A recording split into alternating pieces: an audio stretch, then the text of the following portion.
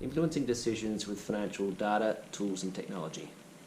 The idea of this session is that we've got a whole lot of financial data, we've got some fantastic technology and decision-making tools at our disposal, but how can we best use it to influence people's decisions?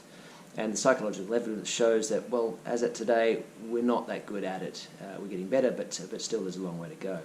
So what does the evidence show us? Well, it shows that at one end of the spectrum you have this thing called algorithm aversion.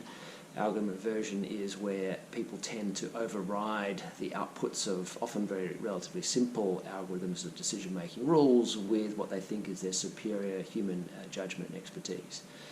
Of course, there is superior judgment, human judgment and expertise in some cases, but often not in the ways that people tend to expect, and overriding those algorithms or over those simple decision-making rules can lead to worse outcomes.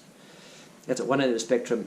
At the other end of the spectrum, you end up with a situation where you have things like what's called automation bias, where people can become too complacent. They can fail to check the outcomes or the outputs from various decision-making tools and processes, and then leading to shipwrecks and various other disasters that can happen across a range of different contexts. And then across the spectrum we have situations where people just simply draw the wrong conclusions from various data, technology, tools, reports, for example. So this session is designed to say, well, how can we use some of the psychological research to better influence and engage with people using financial data, tools and technology. So what we do in the session is run through a number of different strategies to use some of the psychological tools or psychological evidence. So, for example, how can we align the way we're presenting information with people's existing natural mental shortcuts? Or how can we create new mental shortcuts for them to use that's going to help cut through complexity, information overload? Similarly, how can we layer and chunk information to help people to get to the most important information and to focus on that?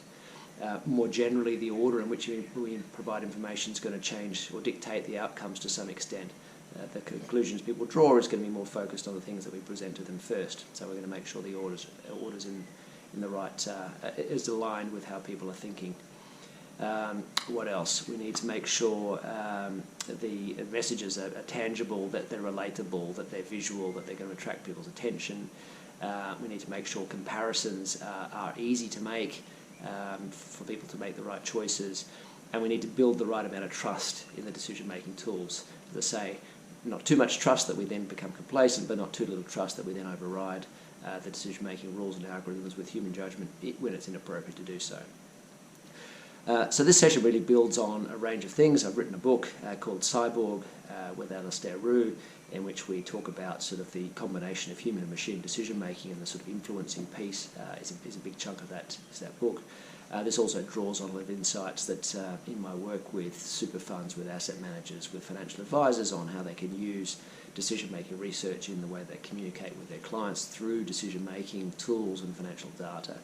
So it draws up from a range of sources, but really there's a range of, I think, also applications. So it could be analysts communicating the outcomes of their research with portfolio managers. It could be portfolio managers communicating with their investment committees or with their clients. It might be marketing teams who are also involved in those conversations. It could be data analytics, financial reporting teams. To the extent that processes and tools are being developed, it could be compliance and technology teams.